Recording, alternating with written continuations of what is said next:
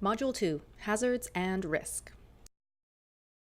As mentioned in Module 1, it is important that you are able to recognize potential hazards and take the steps to control them.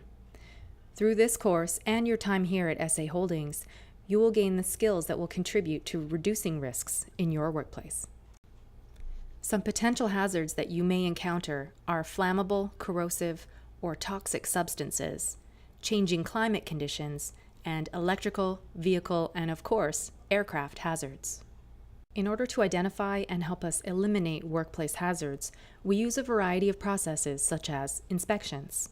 You may notice a variety of inspections such as vehicle inspections, inspections for work procedures, and inspections of personal protective equipment happening around you at your site. Another process for identifying hazards is pre-job planning. A pre-job plan should happen before every flight so that you can ensure all hazards are identified and clearly understood by you and the rest of your coworkers. These meetings will start with a safety moment and then go over your assigned duties for the job.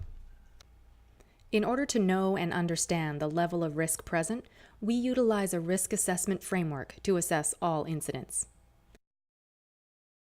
When we use risk assessment, we are determining the level of risk that a hazard represents to personal health, safety, and the environment. By considering the potential severity and probability of an incident or hazard, we can proactively develop plans for appropriate corrective action. A risk matrix used during a risk assessment might look something like this. Once we have identified the hazard and determined the level of risk it presents, we need to eliminate or reduce the risk itself. To do this, we use a hierarchy of controls. Throughout your training and while at work, you will become familiar with the different types of controls in a hierarchy, such as engineering controls, administrative controls, and personal protective equipment. Working alone can also pose a hazard. If you are ever working alone, it is important that you establish a communication system at your work site. This should include open lines of communication with the airport authority, as well as regular check-ins with another worker or a supervisor.